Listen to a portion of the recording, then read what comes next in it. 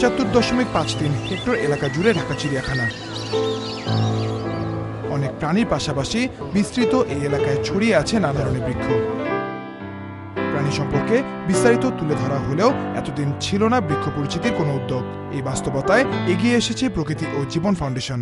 আমরা তো তবুও কিছু গাছ চিনি, আমরা যারা বড়, কিন্তু আমাদের নতুন প্রজন্ম তারা কিন্তু আমাদের মতো এত গাছও চেনে না এবং অনেক গাছের নামই তারা জানে না।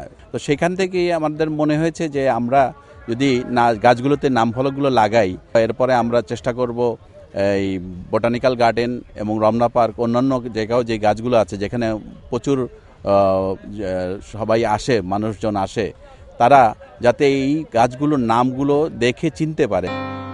প্রকৃতি সংরক্ষণে এমন উদ্যোগকে স্বাগত জানিয়েছেন চিড়িয়াখানা কর্তৃপক্ষ। আমরা বিশ্বাস করি যত এ ধরনের উদ্যোগ নেওয়া যাবে ততই মানুষের মধ্যে গণসচেতনতা, প্রকৃতি সম্পর্কে জানা, প্রকৃতির রহস্য সম্পর্কে জানা, প্রকৃতি জানা, জীবনকে জানতে পারবে। হারিয়ে যাওয়া বৃক্ষ সচেতনতাও ফিরে আসবে বলে আশা প্রকৃতি বিশেষজ্ঞদের। এখানে অজস্র লোক আছেন, তারা জীবজন্তু দেখবেন, সেই সঙ্গে গাছও দেখবেন, বলে দুটো একসঙ্গে যে মিলিত হলো, এটা একটা অত্যন্ত তাৎপর্যপূর্ণ ব্যাপার হবে। এই যে আমরা একটু একটু করে করছি, কিন্তু সরকারের একটা বড় দায়িত্ব রয়েছে, আমাদের শিক্ষা ব্যবস্থায় ঢুকতে হবে, এর প্রতি ভালোবাসা জন্মানোরও একটা উদ্যোগ থাকতে হবে। জাপানে গিয়ে একটা গাছ দেখেছি, চিনতে পারছি না, এই জন্যই আমাদের একটা নাম, চিরন্তন নামটা আমাদের জানা দরকার।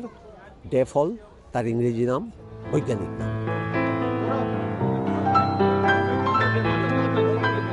বৃক্ষের নাম ফলক উন্মোচন শেষে নতুন 3টি গাছের চারা রোপণ করা হয় চিড়িয়াখানায়।